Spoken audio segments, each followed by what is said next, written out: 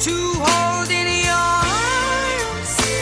So come on and give me the chance to prove that I'm the one who can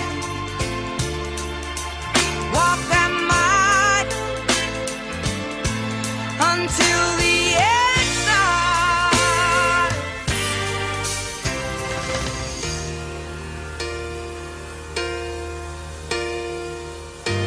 Bridget Masinga is leading the conversation all across South Africa right now. Stay tuned to SAFM. I know it ain't easy giving up your heart. I know it ain't easy giving up your heart. Nobody's perfect. It ain't easy. Trust me, I've given up your heart. Nobody's perfect. It ain't easy. Trust me, I've given up your heart. I know it ain't easy. Trust me, I've given up your heart. Nobody's perfect. It ain't easy. Trust me, I've given up your heart.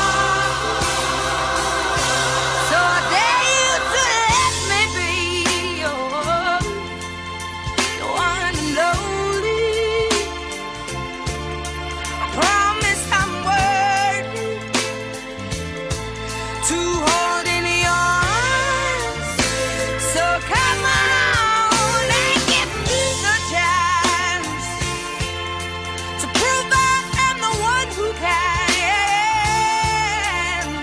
walk that mile until the end starts.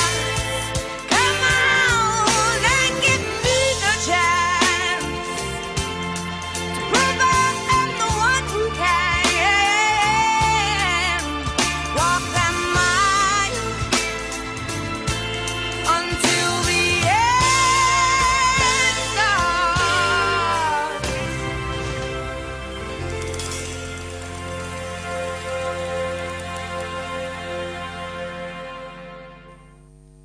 It is Adele coming through with, of course, the one and only is the title of this particular track, taken from her album 21. And this was actually supposed to be the second released record of that album. But for some reason, the order of release changed around and it ultimately, got released way down the line. But I think for anybody that is an Adele appreciator and a lover of all her music, no doubt One and Only makes it right up there in the top 5 Adele songs of all time. It also gained quite a bit of notoriety at one point because it seemed to be the song choice for the contestants on American Idol, which added to its popularity. Right now, though, she's got a second lease of life. She's just finished her tour towards the end of last year. She is now confirmed, rumor had it, for at least the whole of 2023. Rumor had it that she had married sports management mogul Rich Paul, but neither one would confirm this to be fact or not. And then she happened to let slip on a few occasions while she was in Las Vegas, of which one of those occasions she was displaying what we can only term a not so modest rock on her finger, and made reference to him as her husband. So enjoying very much so this newfound lease on life. And that is Adele. We've got lots of show coming up today. As per usual, we get into conversations around NGOs. It is World NGO Day today, and we'll get to find out more, touching base with a South African NGO. We're also going to catch up with a poet and talking around the stand-up poetry weekend festival that's happening. That's for stages, pages, screens, and more. We always have to cleanse our palate of all the hard-hitting news that we're bombarded with. And then on the other side of 2 o'clock, we delve into health matters. But I'll tell you more about that a little bit later on. For now, though, I wonder, Aldrin was talking about it yesterday, right? The IEC putting forth those deadlines, of which one of them is the submission of the candidates list, the complete candidates list, to be submitted by next week, Friday, by all political parties that are going to be partaking in the national and provincial elections that are happening on the 29th of March. And this got me thinking, or rather 29th of May, and this got me thinking, how well do you know your local councillor? Do you even know who your local councillor is? Wherever you stay, in whatever ward you stay at, in the province that you stay at, or in this Goti where you are at, do you know your local councillor? Do you know them by name? Are they proactive? Are they visible? Are they solutions based? Are they a councillor that's always on the front lines? Or you have to go searching for them from time to time because awubazi. That's what we want to know, right? Because at the end of the day, after all that's said and done, politics is about how it affects you and I at home. Politics is about how it affects you and I as individuals in our households, right? And so we get to engage with ward councillors more than engaging with political party leaders, right? And I just want to know, I'm very curious, how well do you even know who the councillor is in your neighborhood? 0614104107. That is the WhatsApp line that you can let me know on. Feel free to send through a voice note, or 086 000 2032 if you'd like to give us a call on that one. Let's take a quick break, and then we come back and we catch up with Bandile Matebula.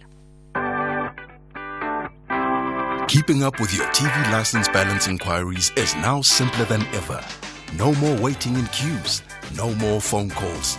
Just SMS your ID or TV license account number to 44210 and secure your legal viewing fast and simple.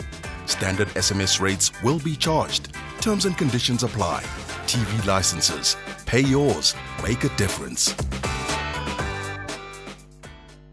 It takes one encounter with Africa for your world to change. From the 26th to the 28th of February, the global business event sector will experience the majesty of Africa at Meetings Africa. Meetings Africa showcases Africa's diverse services and products in the meetings, incentives, conferences, and exhibitions industry. Come experience Africa's spirit of collaboration at Sandton Convention Center. Meetings Africa, unlocking Africa's opportunities through quality connections.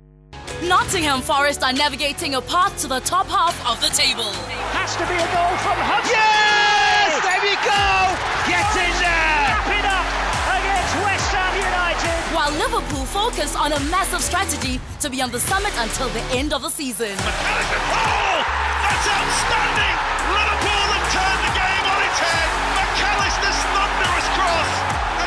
Experience the Premier League contest between Nottingham Forest FC and Liverpool FC on Saturday 2 March at 4:30 p.m. live on SABC3. Also available on SABC Plus and SABCSport.com. Hashtag We Love It Here. Brought to you by SABC Sport. For the love of the game. You're listening to Bridget Masinga on SAFM. It is the Full Circle with myself, Bridget Masinga, on SAFM. It is World NGO Day today, the 27th of February, a day that's dedicated to organizations that serve our community. And of course, we know that in South Africa, in the context of us, there's thousands of organizations that are behind the growth and sustainability of projects, much needed projects that serve our people and our communities. And we thought it's only prudent on this day that we catch up with Isipho Setu's founder and chairperson Bandile Matebula and get a little bit of an insight in the world of NGOs and some of the issues and challenges that they might face on a day-to-day. How are you doing today, Bandile? I'm well, thanks. How are you? I'm fantastic. Thank you very much. World NGO Day today, founded back in 2014 and observed in over 89 countries, including our own. The significance for a day like this, particularly for somebody who is part of this particular sector. Yes, of course. For us, it's a very, very significant day. I think it gives awareness for and about NGOs. We tend to find that there are a lot of people that do not know and are not aware of the function and the purpose of NGOs and actually the type of work that they do and the impact that they have in simply trying to transform the societies in general, So we are really excited to come to really, really celebrate this day and bring awareness to the public on the importance of NGOs. Yeah, let's talk about the influence that NGOs play in shaping society's futures, particularly for the better. I think particularly NGOs usually focus on the specific spaces that maybe government can never really fulfill or where it may lack. Particularly, I'd rather focus on aspects such as social issues, for example, your drug abuse issues and other general social issues. Non-profit organizations play a major role in ensuring that they alleviate those issues and try and intervene in like poverty alleviation. Many of the organizations really try and are established to try and close the gap. And I think that speaks a lot towards the role that NGOs are playing in aiding developmental objectives. And I know for you guys, particularly at Isiposetu, you focus on the first 6 of the Sustainable Development Goals as outlined by the United Nations. Yes, absolutely. I think the main goal, mostly for developing countries such as ours, is to try by all means to assist the government in ensuring that we find a way to close the gap and to maximize efforts in trying to make sure that we meet the Sustainable Development Goals, because that then speaks to the development, the all-round development, economic, social, you name it, of the country as a whole. Let me ask you this as well, Bandile. We're coming up on obviously, the combined elections, both national and provincial, and there'll be a lot of policies that have been tabled. And I wonder if this time of the year that signifies perhaps a shake-up and changes in very key portfolios and departments, does this time of the year hold a particular interest for NGOs? Because depending on who's coming in and where they're coming in, it could affect a lot of things and policies that affect your day-to-day runnings. Absolutely. I think particularly when you look at elections for NGOs, I think it plays a major role simply because whatever government that you have in place, the policies that should be in place need to be in support of non-profit organizations, because honestly speaking, non-profit organizations exist to give aid and to assist the government in fulfilling other objectives that they cannot. And therefore it is of paramount importance to ensure that we have a government that sees the work that the NGOs are doing and that supports the work that the NGOs are doing.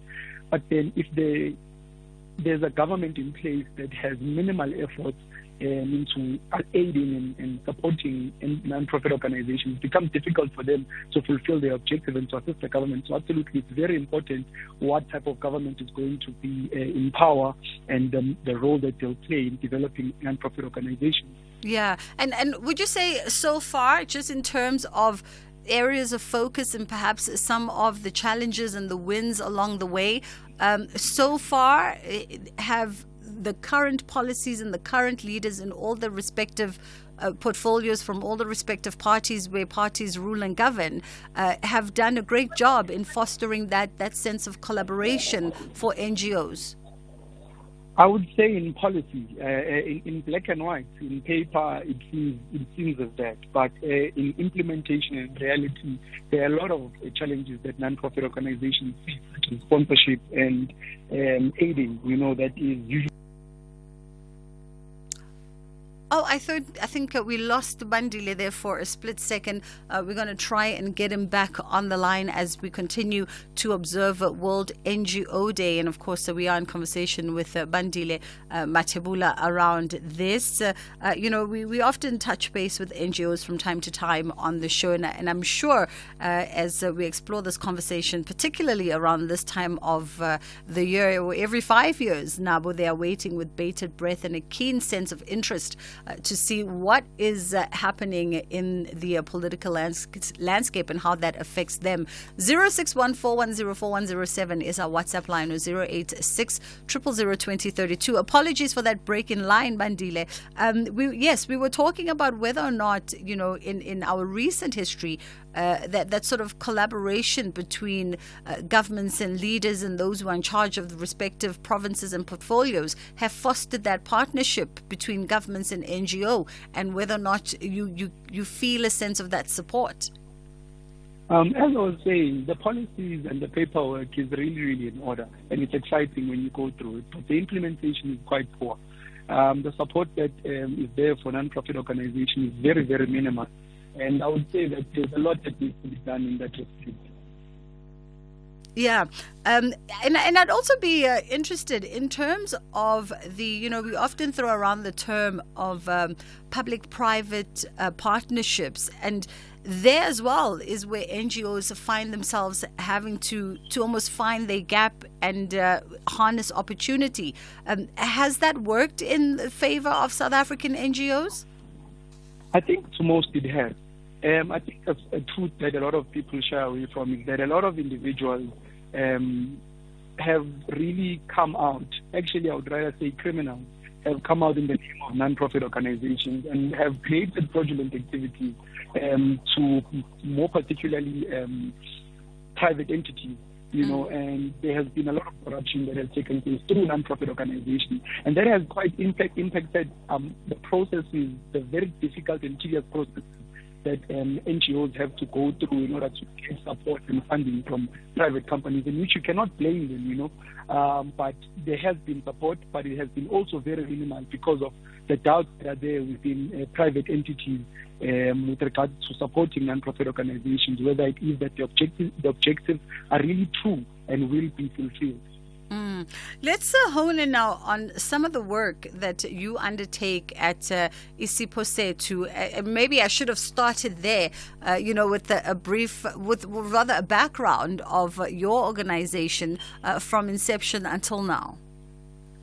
So, Isiphosethu Foundation is, honestly speaking, a non-profit organization that was collectively established by students of the University of Johannesburg, and literally then it was students that actually came together that saw a gap even within our education system and our institution particularly, the gap that was there, and we wanted to come up with solutions on how we can alleviate the challenges, the social challenges that we were identifying in our own communities as well as in the institution as a whole. And it's just that it's simply students that, and even now the organization is being, I'd say, managed and ran by students of the University of Johannesburg, of course collaborating with other students as well, and members of the community as a whole.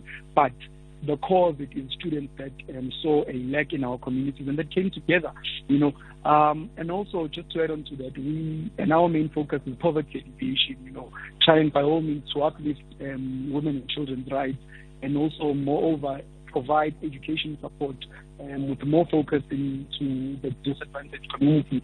So more of our projects have literally been focused on that. Lovely. And I mean, that's very important work, because that also speaks to the well-being of exactly that, your constituents, students on campus. Yes. I think it was very beautiful to see how many young people were actually hungry to make a difference. And there's actually so many more young people, and I would encourage young people to come together in whatever group and to start up certain similar initiatives. It makes a whole lot of difference when they come together. The organization was established without funding, still without sponsorship even now. And it's literally been carried out by students contributing from their own pockets and members of the community assisting. And we are progressing, we are making a difference.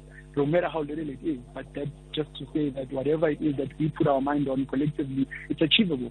Absolutely. Let's pause it here, Bandile, for a second as we catch up with Dineo Mutawung and the headline news. 061 410 4107. That is our WhatsApp line, 086 000 2032. The question, by the way, on the table, or what we'd love to know from you this afternoon, is how familiar are you with your local councillor, your local ward councillor, the councillor in your area? Do you know them?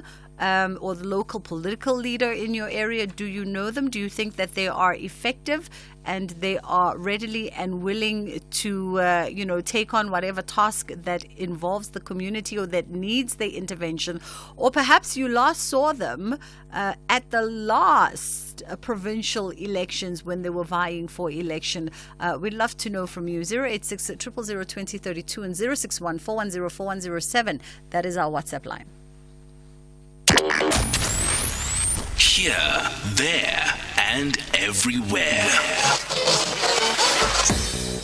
SAFM 104.5 FM in Stellenbosch.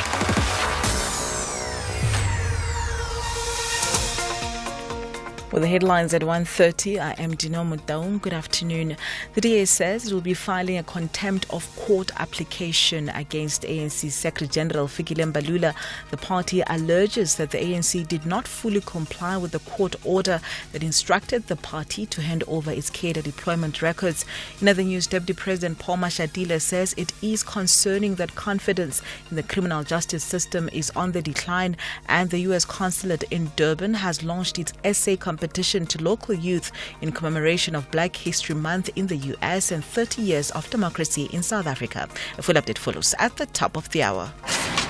Arts, culture, and robust conversations with Bridget Masinga. We are currently in conversation with the founder and chairperson of Isiposetu. Ubandile Matebula is joining us on this World NGO Day, as declared back in 2014, observed in over 89 countries across the continent, of course. And it was founded by the UN's European Union leaders and various other international organizations. And so we thought we'd reflect with Bandile and find out more about, the landscape for NGOs in this country. And just as we wind down our conversation, let's also maybe hone in on some of the more practical campaigns and projects that you've undertaken, with your team. Maybe give us a little bit of an idea of what a typical Isiposetu drive might look like. Okay. I think one of the most, I'd say, interactive and one that has a lot of engagement are usually the drives that we have in winter. Those are usually our soup drives. So because we are mostly focusing on students, truth of the matter is we have a lot of students that have dropped out, some that have become homeless around the area of Johannesburg. So what we usually do is to have meals that are prepared, usually during winter. We go out as students, we go out as with the support of other community members and other students from other institutions. We come together and we go out to distribute food to the homeless, and mostly those that are students that have dropped out because of whatever reason. So that's particularly one of our drives. And one that's also most prominent is our pet drive, or rather sanitary drive, where we go to orphanages, mostly orphanages that do not have support or sponsorship from government in any form, also around the area of Johannesburg. We go there and we donate whatever sanitaries that they would need, that they would have requested. We file and we request donations from students, and through that we're able to carry out this program. Just by way of wrapping it up, Bandile, let's take a call out to anybody that might want to plug in and maybe either help you amplify or perhaps magnify some of your efforts. What are the easiest ways for people to be in contact with you guys at Isiposetu? So Isiposetu Foundation, also through the assistance of IT students at the University of Johannesburg, we have a website, isiposetufoundation.co.za. You can reach out to us through our website, which has all the details. We are also on Instagram. We are on Instagram as Isiposetu Foundation. We are on Twitter as Isiposetu Foundation 1. And we're also on Facebook as Isiposetu Foundation. But moreover that, one can contact us via the phone on 082-545-0957. Lovely stuff. Bandile Matabula, thank you so much for the time this afternoon. And as you heard from Bandile, who is the founder and chairperson of Isiposetu, it is really driven by students at the University of Johannesburg's campus and supported, of course, by fellow students from in and around the province. And you can be a part of what seems to be really great work and really proactive work. We often talk about young people not getting involved. And here's a great example of young people plugging in and trying to find solutions to their own social problems that affect them directly on campus as well as their communities. And if you think there's a way that perhaps you can help them amplify their message, or perhaps help them, expand their reach by way of donations, feel free to log into isiposetufoundation.co.za. 061-410-4107. That is our WhatsApp line, 086-000-2032. Political parties, all registered political parties, are currently busy vetting and finalizing their candidate list for the upcoming May 29th national and provincial elections. And I wonder if we hone in on a more communal, community-based level, do you know your local councillor and are they proactive? I must admit, in the area where I reside, I'm not going to say where, but in the area where I reside, I now actually do know my local council or councillor. I often make reference to him as David when I'm shouting on Twitter. I think his name is Colin, though. And he's very sort of proactive with the information, particularly on social media. So if we have, infrastructure issues, if water pipes are burst or there's some kind of maintenance or cables have been stolen and things like that, he's very much proactive in as far as giving us that kind of information.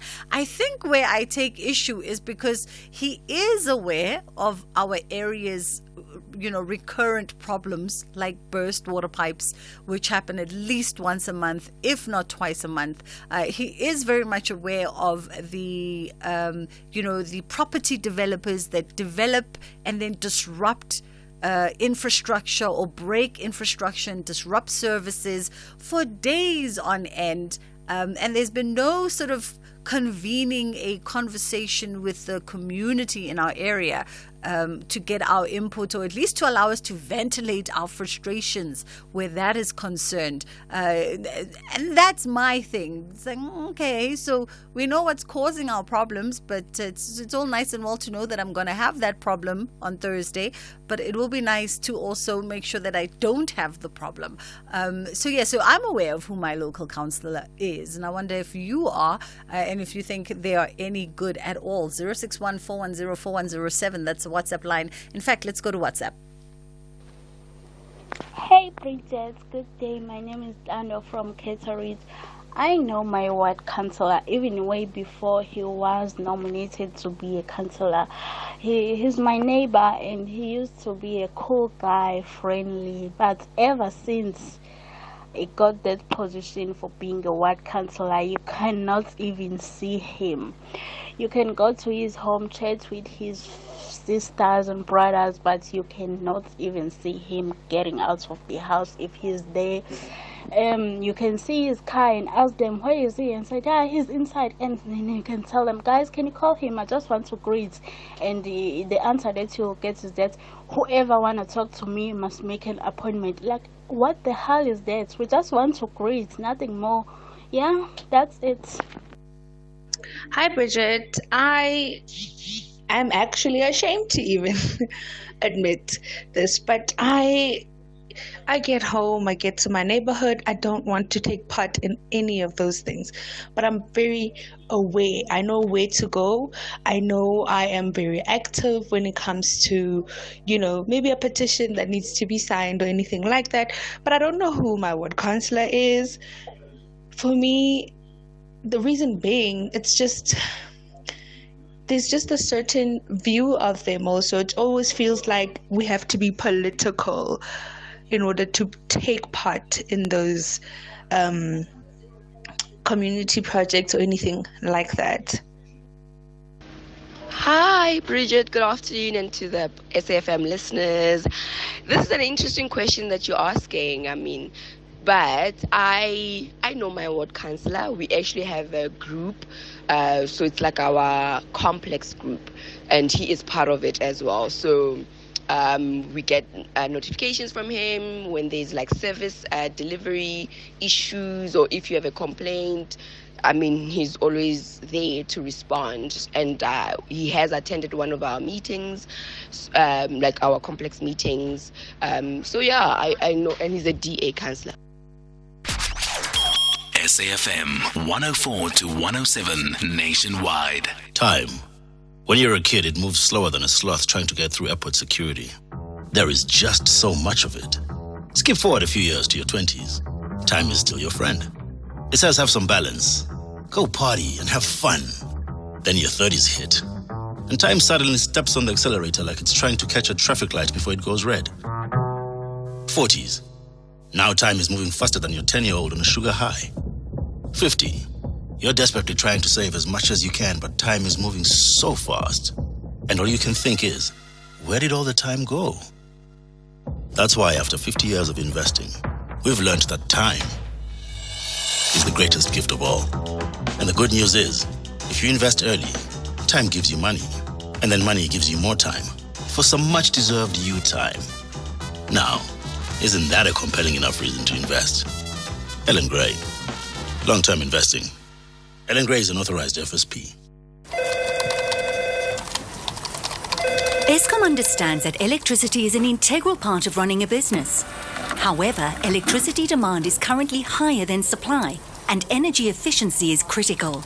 Businesses are encouraged to reduce consumption between 7 a.m. and 6 p.m. by not leaving electrical equipment on standby mode, as well as turning off unnecessary lighting. We can reduce load shedding by working together. Every kilowatt counts. Mzansi Africa. Siyabulela nangomso. Thank you for witnessing the Africa Cup of Nations Côte d'Ivoire 2023 in your language of choice on SABC radio stations, digital platforms, and SABC TV channels. Big ups to McDonald's for being on board. Your magnificent and heartwarming support gave millions of South Africans a spectacular and exhilarating experience during AFCON. Asibonge. Proudly brought to you by SABC Sport. For the love of the game. You are listening to The Full Circle. All right, it's time for us to get into stages, pages, screens, and more as we have a look at what is called the Stand-Up Poetry Weekend Fest with my guest this afternoon. And we've got Tando Bam Francis, a.k.a. Poet Saint. How are you? I'm well, and yourself, ma'am. It's a pleasure to be on air with you this afternoon. I am fantastic. Poet Saint is an author, performance poet, a playwright, a publisher, a Pan-Africanist, all the slashes under the world. And you are hosting what is called the Stand-Up Poetry Weekend Fest. Tell me a little bit more about that. It's happening this coming weekend. Yes, ma'am, it is. So this coming weekend, which is the 2nd and 3rd of March, we'll be having the Stand-Up Poetry Weekend Fest to be held in Maboneng, which is a creative hub. It's a 2-day event, and it will be held at the Bertrand Jazz Lounge. So with this event, I aim to bring together renowned poets, emerging talents, poetry enthusiasts, and to also incorporate a series of captivating performances. Yeah, this is both for spoken word as well as written word. By the way, is there a difference? Yeah, that definitely is, and I think it's one of the reasons that contributed to me formulating this event, right?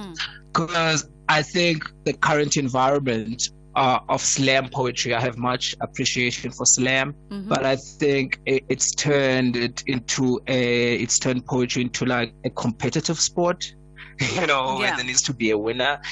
And had the environment and the atmosphere been the way it is right now, I might not be a poet this day, because for me back then, I was given platforms to express my writing without, having to be better than or having to be judged, but, express myself. And I think even in engagement now with emerging poets, there's a lot of young talent, who gets intimidated by slam and other, I think and all the added pressures that come with that. Yeah, absolutely. I mean, I've never thought of it from that perspective, and I guess it's because I'm not a poet at all, but I completely can understand what you're saying. And part of the Stand-Up Poetry Weekend Fest is also a very vibrant book segment to it. And I think poetry books and poetry authors and poets need all the visibility that they can possibly get. So you also incorporating an almost book fest amongst all of this. Yes, ma'am. And I think we've seen over the last couple of years emerging authors who are publishing independently, right? And I think we always engage in that conversation in terms of when authors publish, with the established publishing companies in terms of royalties and stuff. But then the irony of that is that when an author is published independently, we always regard them less than the other poets who's published with an established institution, and which is very ironic, So I really want to try to create and provide a platform, so that they can market their work, and also that we can get to engage in the body of work. And such opportunities are very necessary. And I think sometimes we almost downplay the significance and the importance of poetry, particularly in the literature space. Yes, ma'am. Indeed. And I think that's one of the reasons. It might seem counterintuitive. I think it's also one of the reasons why it's a paying event, because I think by having free access to poetry, it doesn't add much value to the consumer or the product, but I think there's much intellect, there's much creativity, there's much genius that goes into creating art, and when we're talking about spoken art, right? I mean, I've even named it the stand-up poetry sessions, is that I need conversations to arise around what's the difference between a stand-up comedian and a performance poet, because they stand up and they do the same thing differently, but others are able to monetize and capitalize on it, So those are the conversations that I think poetry needs to start having and engaging on. Absolutely. Very necessary indeed. So the date is set for this weekend, Saturday and Sunday, and it's going to be at the Bertrand, right? Is it called the Bertrand Jazz Lounge in Maboneng? Bertrand Jazz Lounge, yes, ma'am. Bertrand Jazz Lounge in Maboneng. And where are we getting tickets? Are they on site, on arrival, at the door? Yes, the tickets are available on Quicket, and they'll also be available at the door. So if you go on to Quicket and type in Stand-Up Poetry Weekend Fest, it will pop up and you'll be able to purchase your tickets online, and you'll also be able to get tickets at the door. Lovely stuff. It's been a pleasure. That was Utando Bam Francis, a.k.a. Poet Saint, who's a poet, a performance poet, a playwright, and of course a publisher of Pan-Africanist. And that festival is on Saturday and Sunday this coming weekend. So if you're going to be in and around the, Joburg area, you might want to attend that at the Bertrand Jazz Lounge in Maboneng. Quicket is where you go for your tickets. And we've seen how, when poetry is really successful in this country, it's really successful. In 2017, we had a poet and activist Koleka Putuma's collective Amnesia go on to do, I think it was on its third or fourth reprint at some point. And then it went on to be set works, and it went on to be translated in about 5 or 6 different languages, and then also got international publication. It did incredibly well. So there is definitely space for poetry in as far as literature is concerned. It's approaching 10:02. Let's sneak in a voice note. Why not? Yes, hello, Bridget. Amandla. Away too. Yes, I do know my ward council. Even though she's not doing anything for the community or engaging with the community on the developments from the municipality. Yes, I do know my ward council. Didi Mutikhan. That's the question on the table. How familiar are you with your ward councillor? Do you know them? Are they effective? Are they responsive? Do they engage you? Do they not? You can even feel free if you want to anonymously out them as well. You can tell us exactly where your ward is, who your ward councillor is, or you can just be vague and very generalist about it. 0614104107 is our WhatsApp line. And of course, we do encourage you to send through a voice note. It's always better so that we don't misunderstand you or misquote you. And 086-000-2032 is the number you can call us on. It's just gone 10 to 2 o'clock. Let's go to Kids Corner, and then it should run us to the top of the hour. Dineo Mutawung is going to bring you your 2 o'clock news. It takes one encounter with Africa for your world to change. From the 26th to the 28th of February, the global business event sector will experience the majesty of Africa at Meetings Africa. Meetings Africa showcases Africa's diverse services and products in the meetings, incentives, conferences, and exhibitions industry. Come experience Africa's spirit of collaboration at Sandton Convention Center. Meetings Africa, unlocking Africa's opportunities through quality connections. The Market Update, Monday to Thursday, 6 to 7 p.m. Want to stay ahead of the financial game? Join us tonight from 6 to 7 p.m. for an insightful journey through the day's market developments, financial updates, and investment news. Tune in for your daily dose of financial intelligence as we navigate the twists and turns of the financial landscape with expert insights. Only on the SAFM Market Update. SAFM Market Update with Jimmy Muyaha. Beyond the headline on SAFM. So what does the procedure say, Minister, when it comes to suspicion that a minor could be a foreign national and perhaps maybe don't have the necessary documents? The issue of identification on what police and immigration officers must do. And that is every person. It doesn't say foreign national or what, which means the issues of how a person appears, the color and all that is irrelevant in this case. Because police and law enforcement officials have got the right in any country to identify a person, and so they ask them. Thank you so much for your time. Dr. Aaron Mutwaledi is the Minister of Home Affairs. Beyond the headline with Aldrin Sampear, weekdays 3 to 6 p.m. SAFM 104 to 107 nationwide. This program is brought to you by SABC Education, enriching minds, enriching lives.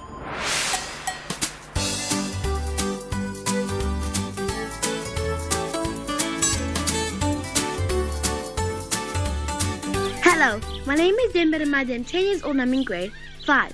Entrepreneurship is the activity of setting up a business or businesses, taking on financial risks in hope of profit.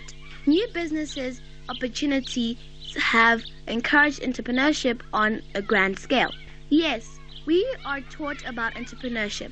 I'd like to be an entrepreneur because trying to find a job is a waste of life and time. Rather than making your own job, it's better. If I could start my own business, it would be opening a school so that more children can get education and skills. The skills that are important for a person to be an entrepreneur is business management skills, communication and listening, critical and creative thinking skills, strategic thinking and planning skills. Hi, my name is Asanda Chabalala. I'm 11 years old from Ekoli. No, I have never heard about entrepreneurship and we have never learnt about it in school. No, I wouldn't like to be an entrepreneur because I really want to be a doctor. People who want to be entrepreneurs must have finance, a smile, and branding skills. My name is Katono Nyanin. What I understand and know about entrepreneurship is that you own what you do. You're the boss of yourself. Yes, I am taught about entrepreneurship at school, and I think I'd like to become an entrepreneur when I grow up. I like to become an entrepreneur because I don't want to work for somebody else. I want to be my own boss and make my own money. If I could start a business, I think I'd make a business that involves people that design things like cars, houses, clothes, something like that, because I like drawing and creating things and mostly design. The skills you need, important skills that you need to become an entrepreneur is leadership skills and a strong mentality and lots of discipline. Hey beautiful people of Mzansi, my name is Lubanzi Hlongwane. What I understand about the term entrepreneurship is the process of leaving your job, maybe, and starting your own business and taking full responsibility for whatever happens to your business and just being your own boss and making your own money. They do indeed teach us about entrepreneurship at school. Every single year, my school holds a market day. And this market day is for grade 7s only. And this is basically where grade 7s make a choice about what they want to sell, and they sell it through the rest of the school. So from primary to high school. But before this market day happens, we are put through a very, very difficult process of learning about entrepreneurship, of choosing and contemplating about, is my product gonna sell? How am I gonna make it more presentable? It's very, very stressful, but in the end, it's a very fun process because sometimes you can make a huge profit and sometimes you can make a loss. But they always make sure to tell us that we're just learning. We're not actual entrepreneurs. And they also teach us that if this is something that we are willing to do when we're older, these are the things that are going to happen and these are the things that are going to take place. So we have to make room for disappointment and we have to make room for improvement.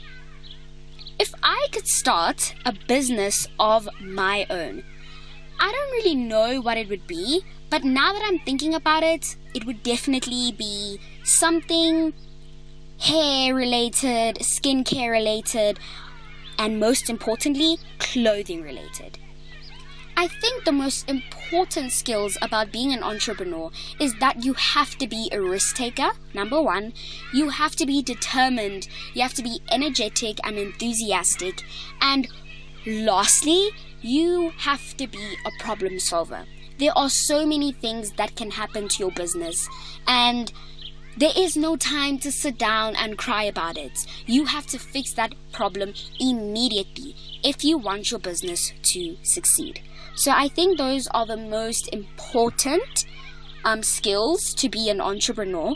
There are definitely much more, but those are the ones that I think are highly imperative.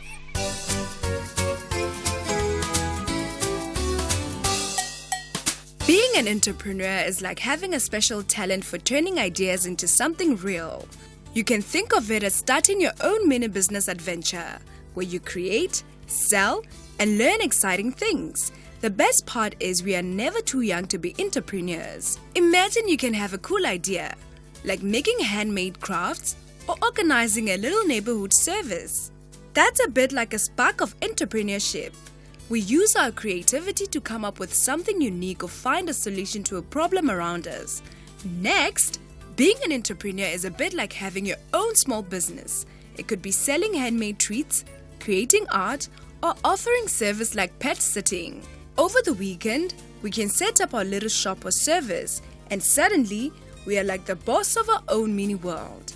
Learning about money and pricing is another interesting part of being an entrepreneur.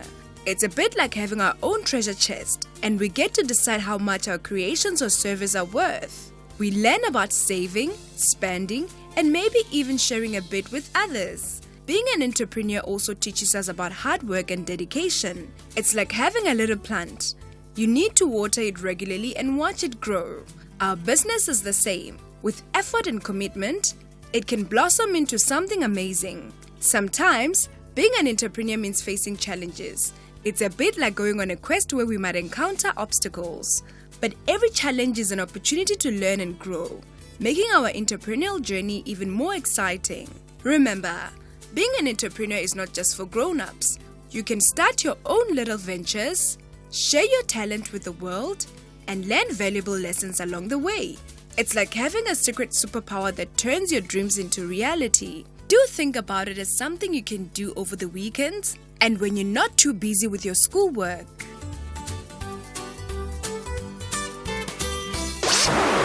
This program was brought to you by SABC Education. Enriching minds, enriching lives. Here, there, and everywhere. SAFM 105 FM in Pietermaritzburg. Independent and impartial.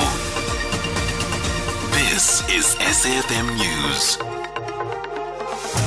Top stories: DA to launch contempt of court application against ANC, and Mashatile comments on the criminal justice system. With the news, I am Dino Mudau. Good afternoon. The DA says it will be filing a contempt of court application against ANC Secretary General Fikile Mbalula. The party alleges that the ANC did not fully comply with the court order that instructed the party to hand over its cadre deployment records. It accuses the ANC of deliberately withholding the records dating back to the 1st of January 2013 to the 2018, the period during which President Cyril Ramaphosa was the chair of the governing party's deployment committee. The official opposition was in Bedford View in Ekurhuleni, where it unveiled a billboard titled "Crush Corruption, Outlaw Cadre Deployment." The party's MP, Dr. Leon Schreiber. There's a 5-year period that's completely missing, not only for meeting minutes, but also for WhatsApp conversations, emails, and the like. What's problematic for the ANC is in the records they did hand over, the very first item on the very first minute refers to the adoption of previous minutes. So according to that piece of documentation from the ANC itself, the practice of keeping record clearly predates the 2018 period. So putting all of that together, it's quite clear to us that the ANC has not complied with the court order in full. They've acted in bad faith on a number of occasions, and most critically, this suggests a very deliberate cover-up. Deputy President Paul Mashatile says it is concerning that confidence in the criminal justice system is on the decline. This, as the recent victim survey by Stats SA indicates low confidence in the system. Mashatile has been speaking at the Integrated Criminal Justice System and the review of the 1977 Criminal Procedure Act conference in Boksburg, east of Johannesburg. The conference seeks to reflect on the criminal justice system and review the 1977 Criminal Procedure Act. Mashatile says government has already put plans in place to deal with the scourge of crime. Our people do not feel safe and secure. As a result, over the next few months, the JCPS cluster is strategically planning key interventions from multiple departments to address the prevailing crime situation. These efforts will notably focus on combating violent and organized crime, with a dedicated emphasis on addressing corruption, amongst other things. In other news, the rape trial of Rivers of Living Waters Church leader Bishop Stephen Zondo has been postponed to Wednesday to allow the defense to resume cross-examining the state's expert witness, Professor Gerard Labuskaghni. Zondo is appearing in court on multiple charges of rape, indecent assault, and defeating the ends of justice. Mulimo Waone Mutoa reports. Labuskachni, who is a clinical psychologist, testified that victims mostly feel ashamed to report when they realize that they've been violated and that this results in fewer cases being reported. Labuskachni says spiritual leaders use power to influence victims and often made them believe that what they are subjecting them to was sanctioned by God, and that in Zondo's case, he made them feel like he was politically connected, and as a result, they feared what was going to happen to them if they report him. It's not yet clear if Zondo will take the stand in his own defense. Mulimo Motwa, SABC News. We move to the Eastern Cape now, where a surfer has died while surfing at Kelly's Beach in Port Alfred. NSIR spokesperson Craig Limbanen says journalist David McGregor was surfing when he suffered a medical incident. Limbanen says several rescue and SIR teams were dispatched following reports that a person who was in difficulty in the surf had been recovered to the beach by a bystander and CPR efforts were in progress. He says SA Police Services, Eastern Cape Government Health EMS and Multi-Security also responded. On arrival on the scene, extensive CPR efforts continued on the adult man, but after all efforts were exhausted, sadly, the man was declared deceased. The body of the man was taken into the care of Government Health Forensic Pathology Services. Condolences are conveyed to family and friends of the deceased man. It appears that while surfing, fellow surfers noticed he may have been unconscious in the water at his surfboard in the surf zone from undetermined causes, and they rescued him to the shoreline where they initiated CPR. Lastly, the U.S. consulate in Durban has launched its essay competition to local youth in commemoration of Black History Month in the U.S. and 30 years of democracy in South Africa. The written and oral essay competition entitled I Have a Dream, Where Do We Go From Here is open to youth aged between 16 to 20 years old. Public Affairs Officer at the U.S. consulate in Durban, Jaslyn Cole, explains. The I Have a Dream, Where Do We Go From Here essay contest is for South African youth between the ages of 16 and 20, and they're invited to write an essay of just 400 words about what their dream is and what is their vision for South Africa in the future. And all you have to do is go to the embassy's website, which is za.usembassy.gov. I'll say that one more time, za.usembassy.gov. And that has on the front page something where you can click the link and upload your essay. Recapping the top story this hour, the DA says it will be filing a contempt of court application against ANC Secretary-General Fikile Mbalula. The party alleges that the ANC did not fully comply with the court order that instructed the party to hand over its cadre deployment records. Headlines at 2:30 for SAFM News. I am Dino Motao.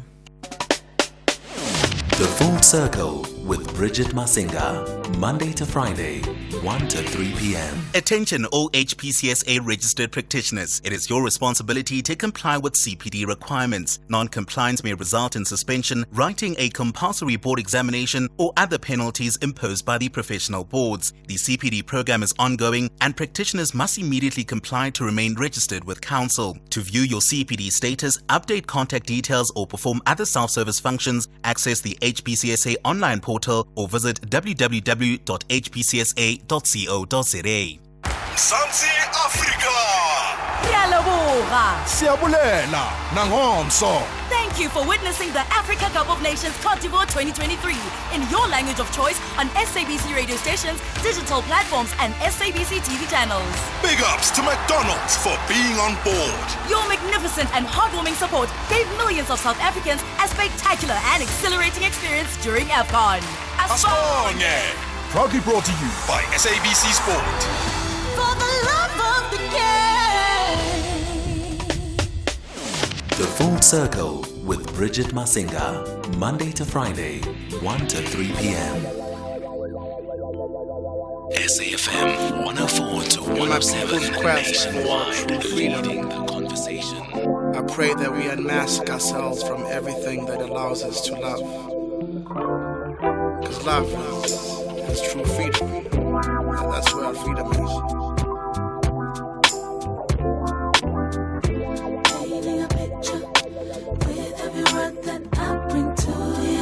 Singing the color of you, 'cause you know this love in the music message I bring to you. Love is the color of you. The day, it's a day, Open your eyes so you can see what I'm facing. Hoping you find that you were free like a mason. Hoping you find that you will sink like a basin. Frozen in time so you redeem those chasing the cause. Freedom fighters, those saving the soul. Reading fighters, those taking the fall for your nation. The poor, their numbers when you're raking the marks. Draw a line, man, we're breaking the law. Sometimes stand still. Watching the government attend deals with warlords who came to kill. FX later, man, we get the bill. The taxpayer, man, they get the sale. So we ask questions about the name, the shame, and the pain we feel. And it's unfortunate, the same in every country on this continent. The same that makes us angry at the consequence. It's just them burning lanes. Steve Biko in a turning grave. We'll see a hero who just can't save. We're feeling lethal in the baddest way. Cause love is the color of you. Painting a picture with every word that I bring to you. Singing the color of you. Cause you know this. Love in the music. Love is a message I bring to you. Love is the color of you.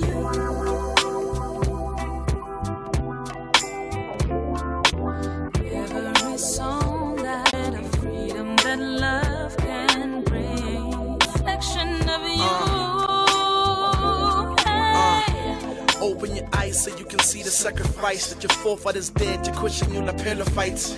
Hoping you find that you will need a pen and fight. How sacred define us of. I think we lost our minds when they told the line. The Philistines too fresh than ass last and the break your spine too fresh against blast when you take a time and choose chance and no advancement. And my assessment is I would need truth for clarity like a CAT scan. I'm going insane, mad confusion. I'm losing my way, whatever road we're choosing. A product of rage and optical illusion. Everything I do is just a cue, just to get me boozing. Give me your heart to get me feeling human.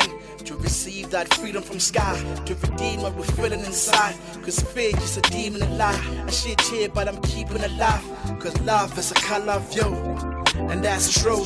Painting a picture with every word that I bring to you. Singing the color of you. Love in the music. Love is a message. Love in the music. Love is a color of you. Love is just the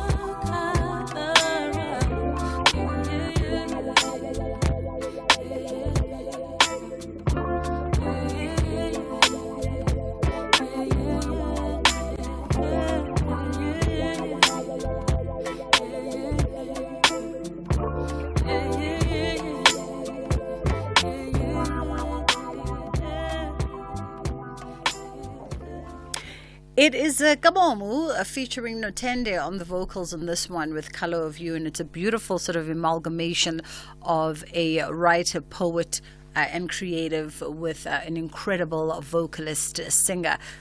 He was actually in the building just last week. I don't know if he's working on anything new, but he's always got his creative juices overflowing at any given time. It's just gone 10 past 2 o'clock right here on the Full Circle with myself, Bridget Masinga, as we enter the final hour of the show. And we keep the conversation going, asking you whether or not you know your ward councillor. Do you know your councillor? If we bring it onto a community level leading up to the national and provincial elections, which are coming up in May, do you know your local ward councillor? So far, we've had mixed reviews. Some people say they know of their local councillors, but they do not know them by name, and they've never seen them be proactive on any issues that affect them regarding service delivery. And some people saying that they know their ward councillors. In fact, they even grew up with their ward councillors. At some point, they were even family friends with the ward councillor. But ever since they became a councillor, they've gone AWOL and they are unreachable and they're only contactable by appointment only. 086 000 2032.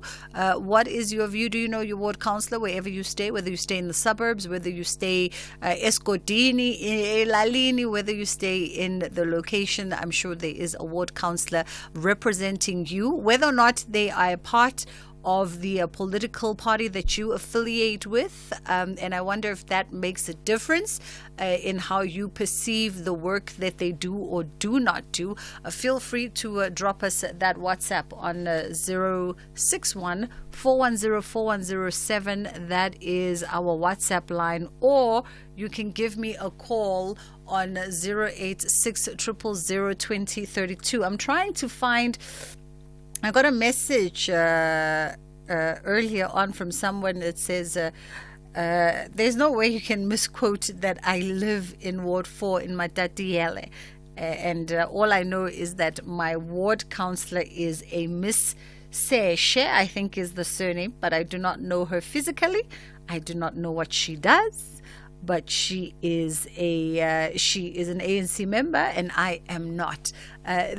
So we'd love to know your perspective. Of course, you can stay anonymous for this. You don't have to tell us your name or your surname or anything like that. You can stay anonymous for this part of the conversation. You can feel free to divulge more about where you stay. If you've seen them being active, if you've seen them make a difference in your community, or perhaps they've not made a difference in your community, it's all about your lived experience, because ultimately that is what we are voting for on the 29th of May, is about how do we better our lived experience at a community level, right? And peoples like ward councillors who represent respective parties are the first interface that you and I have with political parties once they've been elected into positions of power and governance. And so, yeah, let's see. We always talk about holding people accountable, so let's start with holding ward councillors accountable. 086 000 2032 and 061 410 4107 is our WhatsApp line. I want to jump to Anon on the line. I'm not sure if I'm able to jump to Anon as yet, because I know that my producers are busy with your calls right now. So maybe let's take a quick break and then we'll come back on the other side of this. The Portfolio Committee on Public Works and Roads Community Safety and Transport Management will conduct a public hearing on Marine Pollution Amendment Bill and Transport Appeal Tribunal Amendment Bill on the 29th of February 2024 at Madiboho Community Hall in Madiboho, Naka Mudirimulema District, Ching Community Hall Extension 4 in Fennesdorp, Dr. Kenneth Kaunda, Hamariba Tribal Hall in Morukwenya, Dr. Ruth Sohomozi Mumpati, Letlabile Community Hall in Letlabile, Buchanala District. All hearing starts at 10 in the morning. SAFM Sunrise with Stephen Grootes. Why are you now taking the South African Council of Educators to court? What do you believe they did wrong here?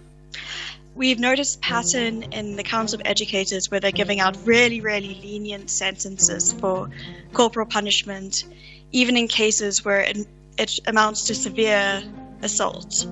We're taking the Council of Educators to court to change these practices by reformulating their mandatory sentence guidelines, and we're asking them to reconsider the sentences given out to 2 teachers who were found guilty of pretty severe instances of corporal punishment, and that's why we're at the Supreme Court. Thank you very much indeed. Mila Harding's a legal researcher at Section 27. SAFM Sunrise with Stephen Grootes, 6 to 9 a.m. Top Sport with Michael Abramson. Former player of note, Mark Haskins. One major upset, obviously, and credit Milford for doing the business on penalties and holding their nerve. Yeah, certainly. I mean, I actually did that game on Radio 2000, and so it was an interesting game. I feel I was a little disappointed, I must say, by the performance the Chiefs did put up. I feel that they could have done better. And the funny thing is, I compare it to the Skukune versus Highlands game, and I think Highlands were actually a better outfit than Milford were. And that's saying a lot, because I feel like Chiefs literally had no answers to the problems that Milford were posing them. Top Sport on SAFM. You are listening to The Full Circle. It is The Full Circle with myself, Bridget Masinga, on SAFM. My producer is busy with y'all on the phone, and the WhatsApps are going crazy as well. So maybe let's go to Anonymous. who was our first caller. Let's see if Anon is still on the line. How are you doing, Anonymous? I'm doing well, my lady, and how are you? I'm fantastic, thank you. Can't complain. Bati, you want to expose your ward councillor? No, let me start first by responding to the questions that you asked earlier. Yes. Number one, in saying if I know my councillor. I do not. Okay, I'm from Machabeng in ward number 27.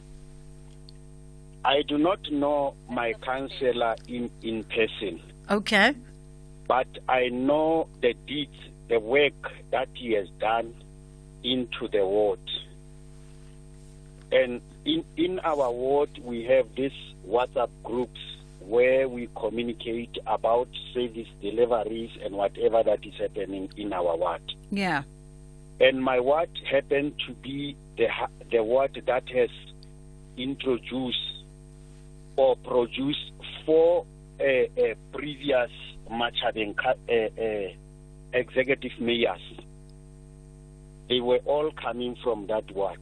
But if you check the amount of work that is done by this councillor, his name is Councillor Bota, and he's a councillor for DA. If you check the amount of work, how hands-on he is, really you will admire him. And when the elections come, surely that man will be one of those that comes into our mind if our interest is to get service delivery and get things done. Very good man, very hands-on, working very hard, sharing information. When there are problems, he's the first one that shows his face, and update us. A very good man. Awesome stuff, Anonymous. I mean, it sounds like you've got a good counsellor in your hands there in Free State. Thank you for sharing. A very good one. A very good one. Lovely. Let's give Phil... let me not say your name because just now you are trying to be anonymous. Let's go to the Eastern Cape and give you a chance. How are you doing today? I'm okay, man, sir. I'm fantastic, thank you. Yes. No, we don't see counsellors. I don't even know my counsellor. Really? And I'm renting a house. But, I've been waiting for my house for I don't know when. But now then when you go to the municipality, they tell you go to your council. I don't know my council. Maybe she goes up and down here, but you only see them. Maybe we'll see them now that they're gonna canvass. But so I really don't know how they work, I really don't know. Askies, what ward do I you? don't know. What ward do you live in the Eastern Cape? Do you know? What, sorry? Do you know the ward that you reside in the Eastern Cape? Yes, I know. Ward 9 in Mthatha. Ward 9 in Mthatha. Okay, well, I'm sorry. That's a very different experience from what our first caller has just shared. So if any complaint or whatever is out, you don't know who to go to. Wow, I'm sorry. But thank you for sharing with us. Let's see. Let's go to Pulakwane. How are you doing? Thank you. How are you? Just a lot of complaints. Nothing else but what. Yeah. So your ward councillor is nowhere to be seen? Actually, where I'm staying, yes, the councillor is but I'm complaining too much about the executive mayor. It's one of the bigger councillors there. The R21, you know R21 most. It's one of the roads that is linking, it joins N1 from south to north. It's just taking all traffic to Mauritius and basically into that. Oh, your line is breaking for us. Are we on speaker? Okay, let me just, because I was driving and then I was on Bluetooth. Oh, no, okay, yeah. Be safe. I can quickly just remove myself from there. Okay. Okay. Can you hear me now? Much better, yes. Okay. And then that N1, it's connecting R71. And then R71 is taking the whole traffic into Moria, University of Limpopo, Mangweng Hospital, and Zanin. So that road, now there is a new residential development along that R71 from Polokwane town until Mangweng. So we're crying about, and the speed limit there is 100 on that road, remember? It's almost like a very busy road. So now there is no the turning lines into the new development. So Mr. Mbe, as an executive mayor, need to do something, because on Friday, all of us, we got home 10 o'clock because there was a very terrible, serious accident, terrible one, which we lost about 3 to 4 lives on that road. Because if you don't have a turning lines, that means we're all driving knowing that we just have to drive. There is no turn line. Yes. And then all of a sudden there is a car trying to turn, and obviously there will be the oncoming traffic. So that means all those cars that have to turn, they'll just have to stay on the fast lane. I hear you. Until the oncoming is done, has crossed. So that means we will come and push each No, I other hear you.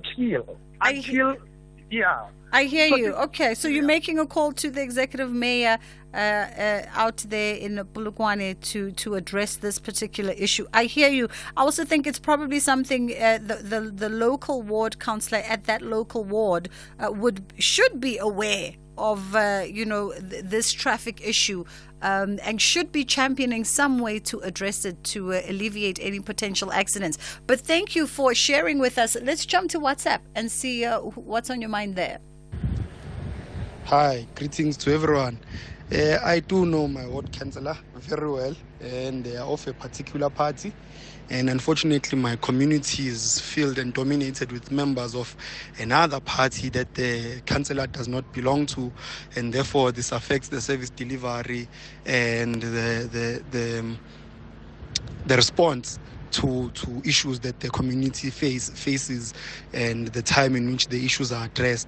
So I am very active in the community meetings, and I'm very involved, and we have seen that there is a lag when it comes to things that have to be done for this particular community.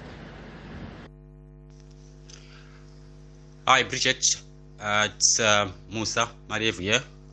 I stay in Umbilo. Bridget, I know my councillor, Mr. Mgadi. I know him very well because he's very much involved in when it comes to service delivery in our community. So I know him because also we're involved in the social groups. Whenever you want to contact him, you can contact him anytime. Thanks. All right, our WhatsApps are still open on 0614104107. Do you know your ward councillor? Are they effective? Are they not effective? You can feel free to also be precise about where your ward is, and if you've seen improvements or haven't seen any. We got a message that says, I saw our councillor of Ward 39, Mangawung, only twice. That's when he was just elected about 2 years ago, and we were so happy for him at that first meeting where he showed commitment to resolve our issues in Tabanshu. Little did I know that was the last time we'd have a meeting. Ish! Baba ANC, are they still all the same? And this is anonymous in Tabanshu. And then we have another one that says, Bridget, yes, I know the councillor. I'm in Bria West in Derbs. Hey, Derbs. DA councillor and very active, has been helpful as far as I know. Certainly heard positive comments, and that's from Rohan out in Durban. 086 000 2032 is our call line. Maybe let us go to, are we going to another anonymous? I don't know where they are, but they can tell us. How are you, anonymous? Hi, Bridget. How are you? I'm fantastic, thank you. How are you? I'm good, thank you. I'm calling you from Durban. From Derbs, yes. Yes. Do you want good news first or bad news first? I don't know. Yeah, let's start with the bad. Okay. I reside in Mgababa, and I don't know our councillor. I only know the name. It's Mr. Mgobos in Ward 98. Okay. Let me tell you something. We haven't had power since November 2023. What? I'm telling you. 2023? I promise you, we have tried all means to get hold of the councillor. We have been to his offices. He has assigned another person to attend to us, and we just hitting a brick wall. Sure. So it's not just the electricity, it's the water issue. We go for weeks. Children go to school bathing with cold water. If there is water, we catch rainwater. It's just a misery. Yeah. I mean, were you guys affected by any of the floods there in Mgababa, perhaps, that maybe affected the infrastructure? Not really. Not really. Wow. Everything is in place. We've been told excuses that the transformer has burst. However, from the hearsay, there's nothing like that. It's intentional. Oh, those syndicates that are trying to supply water tankers and all the rest of it. We're going through that. Let me quickly finish the good part. Yes. I have a property in another ward, and it's Ward 97. Councillor is a DA councillor, very good, very active. He's on point with everything. I see. If there's going to be a water shortage, we see SMSs before it happens. So it's just two different worlds. It's the ANC and the DA. Okay, very interesting. Quick one, Anon, in Mgababa. Tell me, how active are you on a personal level in terms of just trying to barrel down the councillors, follow up, go to the community meetings? Do you think you also apply a lot of pressure just as an individual in the process? We have created a community group, a leadership group. I'm part of that group. We have attended meetings. The last meeting was last Sunday for the community, and it's just that there's no response from the councillor's office at all. No participation, no interest, nothing. Wow. All right, thank you for sharing. We've got, we've got a whole line of you guys on WhatsApp as well as calls. Let's quickly go to the headline news, and maybe we'll come back on the other side of this and continue for a few moments before we usher Aldrin in. With the headlines at 2:30, I am Dinamo Daum. Good afternoon. President Cyril Ramaphosa has nominated Deputy Chief Justice Mandisa Maya as Chief Justice of South Africa. In other news, the DA says it will be filing a contempt of court application against ANC Secretary General Fikile Mbalula. The party alleges that the ANC did not fully comply with the court order that instructed the party to hand over its cadre deployment records. And Western Cape Police say the search for 6-year-old Jocelyn Smith from Saldanha Bay has been scaled down. A full update follows at the top of the hour. Across South Africa, online and on radio. SAFM, let's talk. We are talking indeed. 0614104107 and 08600002032. Do you know your ward councillor? Which ward do you reside in? Are they proactive? Are they not? Are they responsive? Are they not?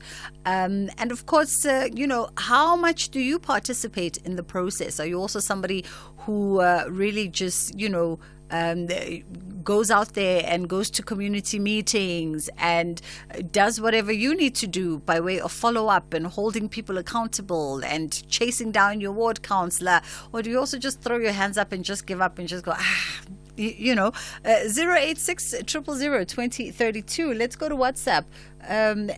We've got a message. Let's go to the message first. It says, hey Bridget, what I have seen is that people don't participate in the elections, and as a result they don't have the opportunity to have knowledge, and this thing of not getting involved in the community structures is the recipe for disaster. And let the people get involved and stop complaining all the time. And councillors are available. There are many meetings, but people decide to gossip and go to nice places. And this comes from TG. Let's hear what else is on your mind on WhatsApp. Good afternoon, Bridget and your team. Anonymous here. I stay in Rustenburg in 17, and we've got our councillor there, and I think she's a DA councillor. I don't know her. But yes, as the lady is working very, very hard. We talk over the phone, on WhatsApps. There are some WhatsApp groups within the ward, but she's doing a very good job. And by the way, I'm not a DA supporter, but yeah, I'm staying in a ward which is run by a DA councillor, and she's doing a very, very wonderful job. And her name is Tanya. just forgot her surname. But yeah, we usually speak on WhatsApp, but she's doing a very fantastic job. Good afternoon. To be honest, I do know my ward councillor, but to be honest with you, I don't know when does he go to the council meeting. Since you got there, it's 3 years now, 2026, we will make 5 years. We don't see any changes. It's business as usual. The very same thing that he said the previous councillor does not do, he's worse than him. We're speaking to men for in Marikata Drosberg, Ward 2, Kopano, in the Free State. And I think this also indicates, from time to time when we talk to analysts and people, the whole also understanding of a balance of power, right? Especially going into these elections where you're voting both national and provincial. And you can always split your power base. We had this conversation with Tessa Dooms not too long ago about maybe that's the other thing in voter education, is that you can split your voter base, and you can give your national vote to someone else because you want that person to control particular national policies and things that affect your lives in various ways. And you can give your provincial vote to someone else because you feel that they've got people in place that actually know how to do the practical day-to-day jobs, right? 086 000 2032 and 0614104107. That is our WhatsApp line. Let's go to Kabeja. Oh, you've been waiting so patiently. How are you doing, Anon? I'm good, man. I'm good, Mayor. How are you? I'm fantastic, thank you. Go ahead. Look, I know my councillor, and I have no qualms about the performance coming from that direction. But I also know the environment that they are operating in. It has drastically changed. They are with securities 24/7. Oh. Yes, they can't be everywhere as they wish. You see, the first somebody who called and said they can't see the councillor while he's living next door. It's a reality that councillors are living in fear. And then that takes a lot of time from what they would do as a service to their people. But the second thing is councillors are not getting support from the institution that they serve. Yeah, go ahead. Public meetings or programs or budget for that operation of their office, which is called their operational center. There is no budget for that operational center. There is no budget set aside, and there is no program approved in various councils for their public engagement. I see. So that councils can, in regular quarterly or bi-monthly, go towards 60 or 120 and assist that councillor in convening the public meeting with resources of council. That council is all alone. He is all alone on his own, and we evaluate his performance, whether he smiles for us or he does not smile for us. We need to go back to the system just behind him and say, what is the support that is given to this council? I hear you. I mean, there's no support. You've given us definitely things to be conscious about, and perhaps to explore further in our own sort of introspection by ourselves. And you're right when you talk about the safety of councillors. Councillors. We were in Durban a couple of weeks ago for an outside broadcast, and we happened to be chatting to a few councillors in that Scotty, a very stronghold ANC Scotty, and they were telling us how also, the experience of councillors are scared. Doesn't matter which political party the councillor comes from. They scared. Their lives are often threatened, and it's across the board of the political parties. It's across the board. To be a councillor is to be an endangered species. Yeah. You can't go to anything. You can't go to funerals. As I was once a councillor, I didn't get my name out. Yeah. We used to go out to people. And we used to have details on everybody, but they can't do those things because of the environment of today. Absolutely. Thank you so much for sharing, Anon. Pumzile, out in Humansdorp. Yes, how are you? I'm good. How are you? Great, man, great. So I know my councillor, and and many other ward councillors. In fact, we're not a very big municipality. We're a municipality with 30 councillors and with 15 wards and 15 PR. However, my councillor would have been very much effective. He's trying his best. But unfortunately, himself and all other ANC councillors are actually finding themselves in a predicament that is not so nice, yeah? Because the municipality is under the DA, and the DA has got 8 wards, and the ANC has got 7 wards. And all of the ANC wards are historically disadvantaged and poor of the poorest resides in these wards. When service delivery is actually given, in fact, in a way, and the priority is in the affluent areas. Typical example, my ward council has been fighting for a sewer dam that is sharing a boundary with a residential area. For many years, national government has been pumping money into that sewer dam. It's upgrading. Just imagine the steam that comes out of that sewer dam and to the people that share the boundary with it.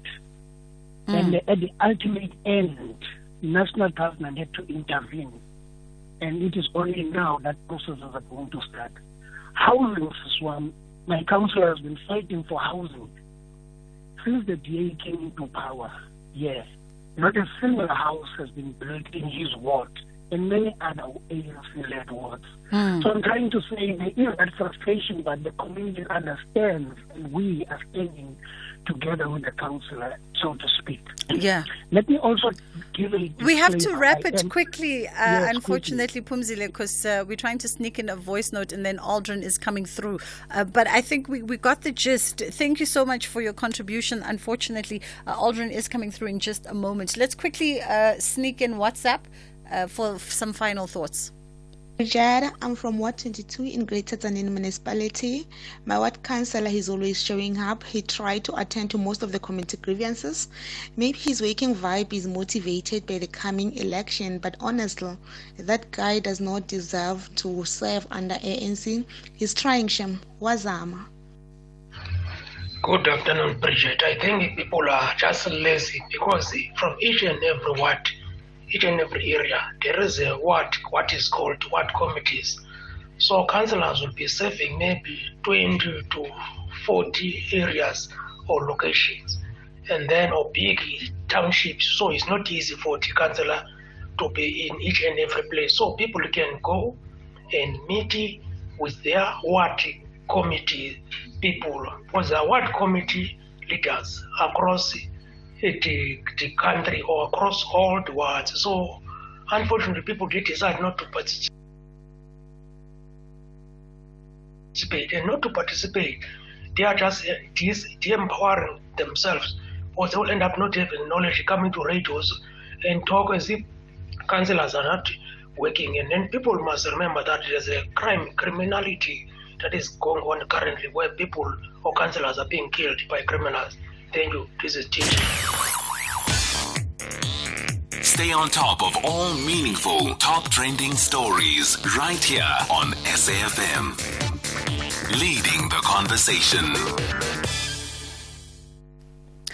Aldrin Sampear is in the building. Someone just asked me how much is the average salary of a councillor, from Anonymous. I know it's not a lot. They don't get paid a lot, and when you hear, I mean, I don't know exact numbers, but I know it's like it's not a lot really. It's somewhere, I think, in the 20s, 20s, 30s, but also I think it depends on the municipality and the size and the scale of your but it's not a lot. Yeah, it's about 26. Yeah, about 26,000. If you look at places like KZN, where councillors are getting killed off, daily, it's sometimes maybe it's not worth the risk to be fighting. I think some people are like, it's not worth my life. But I don't think that the battle is necessarily over the salary. it's the battle, I think, power. is over the influence. Yeah. The influence to influence decisions that are taken at a local level, the contract and so forth, because remember, there's the community involvement as well. Yeah. So I think that's where the councillors really play a big role. And then, of course, all decisions that are taken at a council level. True. Yeah. True. So It's I about don't that think it's influence and necessarily access. necessarily the salary. Although, of course, for some people, as the South African Local Government Association has pointed out, some people see it as a job opportunity, not necessarily as an opportunity to serve the community, but an opportunity to actually find work. Right? Yeah. Yeah. Okay. Because the barrier to entry is so low. No, hey, listen, even I can be a counsellor. What's coming up today? Oh, you got to get the votes, though. With my charming personality. You got to get the votes, councillor. Yvonne Chaka's son ran for councillor in my neighbouring ward. Yeah, what's his name again? We call him Shulu. I forget his full name now. Yes, but when I saw those posters, I was like, you can't be serious. I think I saw them as well. But he was very active. He was having Bryce to activate, calling Mom Yvonne to come through. Different way of campaigning. I love it. Love it for him.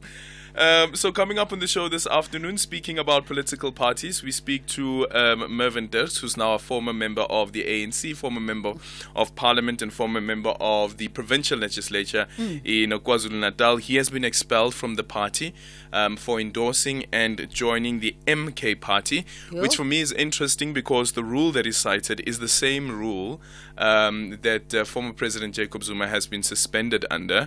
And remember that with former President Jacob Zuma, the ANC said we'll deal with it after the elections, but with Mervyn Dirks was dealt with right now. A decision was taken to expel him. So he has been expelled. He says it feels good to be expelled. He didn't know it feels good to be expelled. I love the but shade. he'll be joining us just after 3 o'clock. And then also on the show this afternoon, after being snubbed by the president, the Deputy Chief Justice Maya will now become the country's next Chief Justice. That is also if she passes all of that process. No. Like all the president has to do is to nominate her. All the president has to do is to nominate her, and whoever has objections can write to the president and say, I object to her being nominated, and that's it. But at the end of the day, the prerogative is still that of the president. Okay. So he can ignore all of the objections and Yes. still go ahead and... So we won't see all of that? No, the interviews and stuff. No, that was actually the president's own initiative for sake of transparency and so forth, to have the interview process, to have an interview process for the Chief Justice, and then opening it up so that people can actually watch and follow what's happening with the interviews.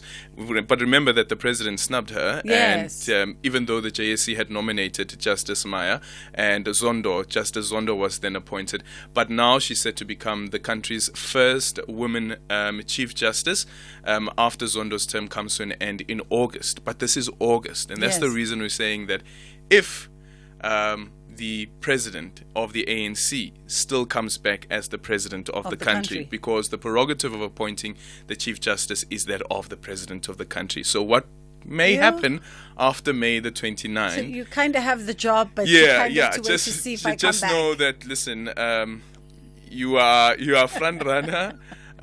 But if another political party comes to if another political party wins the election, so there's a coalition and they elect another president, that president may just decide that actually I want somebody different.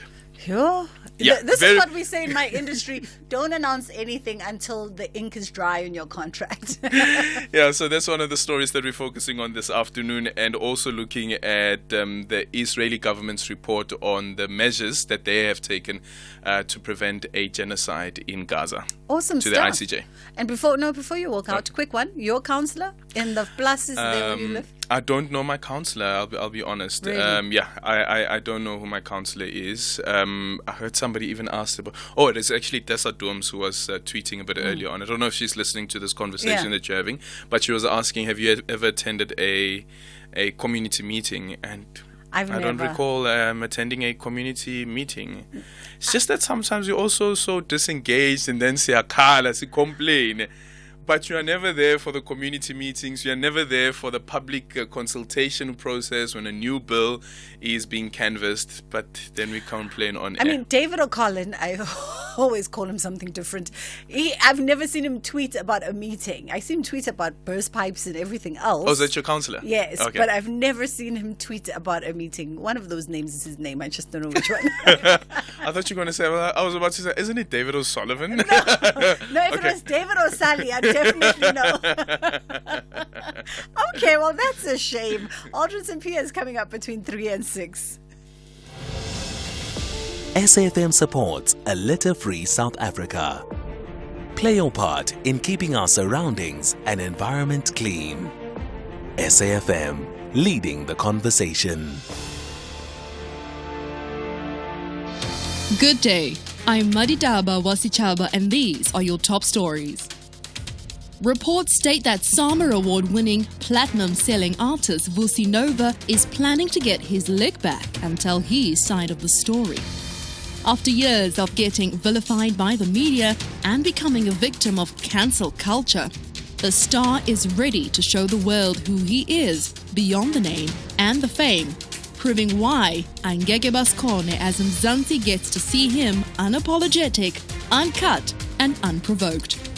For more on this, catch Vusi Nova Unprovoked starting on the 2nd of March on SABC1. I'm Madidaba Wasichaba. The Northwest Provincial Legislature's Portfolio Committee on Economic Development, Environment, Tourism, Agriculture and Rural Development will embark on public hearings throughout the province on the National Small Enterprise Amendment Bill, Basics in B 2023, on 28 February 2024 in Ngakamudiri Molema District at Motswedi Community Hall in Motswedi, in Dr. Kenneth Kaunda District at Ballroom Hall in Matlosana, in Dr. Ruth Sombuti Mompati District at Nkranang Community Hall in Christiana, in Bujanala District at White Hall in Breds. All hearings start at 10. The top flight outfits are adamant that they are the great masters of the game, but the junior teams refuse to shake and break. The moments of upset are back again in the battle of 32 teams. This is the Cup of Dreams, the Nedbank Cup. Experience it live on SABC TV channels and SABC radio stations. Also available on SABC Plus and SABCSport.com. Hashtag We Love It Here. Proudly brought to you by SABC Sport. For the love of the game. The Full Circle with Bridget Masinga, Monday to Friday, 1 to 3 p.m. It is the Full Circle with myself, Bridget Masinga, right here on SAFM as we prepare to wrap it up in the next few moments. We're catching up with Karen King, who is the Climate Resilience Director for Royal Haskellning DHV. She's going to tell us a little bit more about the work that they undertake as we explore this conversation around how do we make sure that we are designing, implementing and maintaining our infrastructure effectively, particularly in South Africa, in light of the recent climate events that we've seen. Good afternoon to you, Karen. How are you doing? Good afternoon. Very, very well. And thank you for having me on the show. It's a pleasure. Okay, give us a brief overview of Royal Haskellning DHV. Gladly. So we're a company that's been in South Africa for over 100 years now, so a well-established company.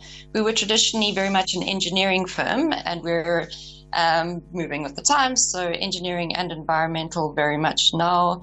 I belong to one of our groups, one of our speciality groups, which is water. Mm-hmm. And my specific place within that is in climate resilience, which is what we're calling one of our leading markets at the moment. Mm-hmm. So we've identified it as not just a global problem, but very much a South African problem. And as a proudly South African group, we really want to assist with enhancing society together, which is really our main purpose. Yeah. So that's the idea, assisting with climates, floods and droughts more than anything. Absolutely.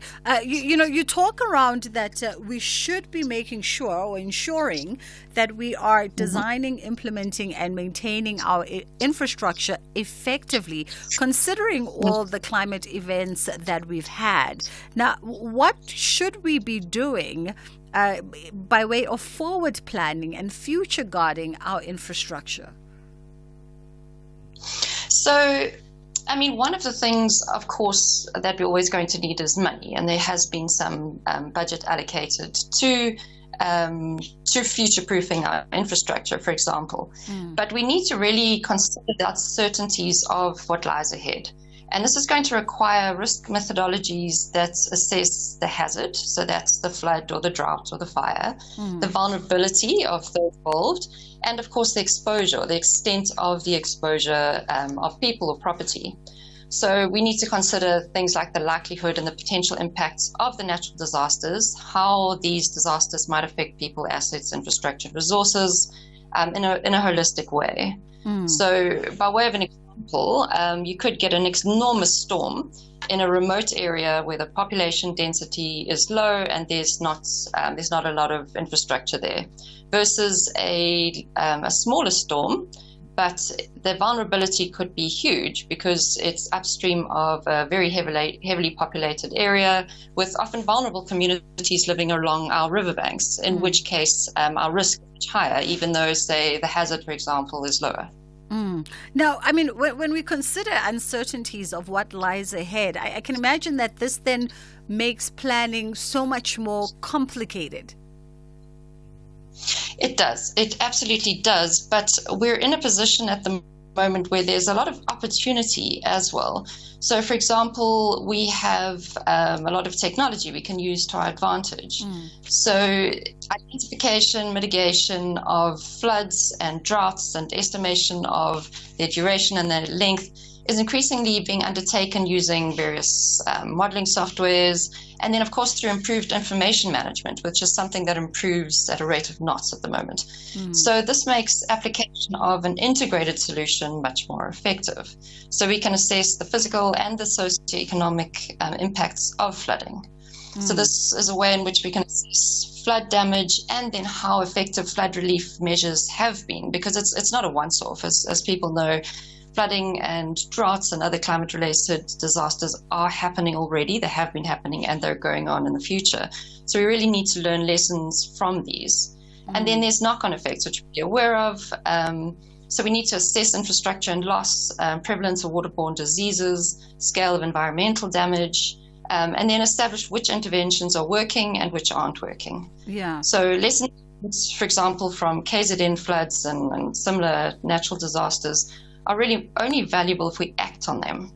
So the design, implementation, the maintenance of climate resilience infrastructure, it's an absolute imperative. And we need to consider all the risks in a holistic manner and use the software and the tools at our disposal. Yeah. And I would presume that it's not a one-size-fits-all metric, right? Because the patterns that we see in the KZN area, and of course taking into account things like the environmental landscape, the population influx, etc., that's all unique to KZN. And so the planning has to be very much responsive to the needs and what is necessitated for a particular province and even particular metros within particular provinces.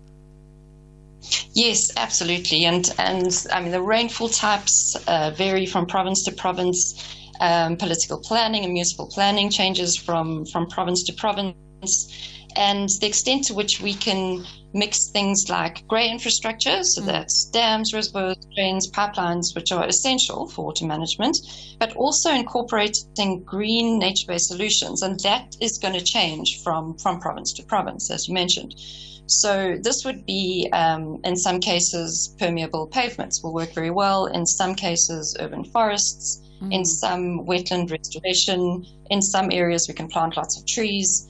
And working with a hybrid solution tends to work the best and tends to actually be the most cost-effective. So by integrating reservoirs, drains, and pipelines and sizing these for the future, so expecting large rainfall events, but then also integrating green infrastructure that works as sponges, so it does its part in mitigating the risk and impact of floods, really is the way in which to go. But as you said, looking at the physical landscape, the political landscape, environmental landscape, and socioeconomic landscape of the specific province. Yeah. Are we seeing much sort of political will? We speak of political will all the time to address these issues. I mean, I know the president had mentioned some kind of, climate change response fund in this year's SONA. Mm-hmm. So, yes, I mean, more can be done and more needs to be done. This is one of the biggest problems, certainly, that's hit the world, let alone just South Africa. And as always happens, the most vulnerable are the worst affected. It's how natural disasters happen. So, yes, there's budget allocation. Politically, there's definitely awareness. And there has been a resource pool specifically granted to responding to future disasters. Understand the numbers are about 372 million for a municipal disaster grant and 1.2 billion for a municipal disaster recovery grant. So there's funding there, and the best thing about that is there's recognition of this as a very big and very immediate problem. But as always, all that needs to be done, and it's at all levels. One of the most important things is maintenance of structures. You can design a great structure, but as we saw in Ekurhuleni, everyone thought it was one of the couple of years ago, one of the biggest storm events that had hit the area. And when we went back and looked at the figures, it wasn't actually. One of the big problems was just the design was inadequate. And on top of that, there'd been no maintenance done on the stormwater systems, causing extensive damage, which was unnecessary. So, yes, there's awareness, but, yeah, more can be done. Absolutely. Karen, we have to leave it there for this afternoon. Literally, I just have a minute left to my time allocation today. But thank you so much for your insights. So that was Karen King, and she's the Climate Resilience Director for Royal Haskening DHV. We wrap it and leave it here today. Aldrin St. Pierre is taking over between 3 and 6 o'clock. And you can always catch us, by the way. We're back to live streaming. I keep forgetting to tell you guys that we're back to live streaming. So we're back to live streaming 24/7, kind of, sort of. We'll see you tomorrow, inshallah, God willing.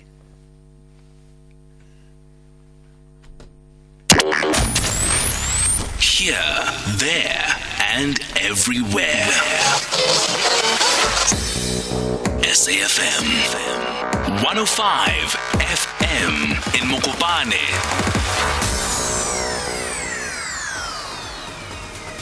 Independent and impartial. This is SAFM News.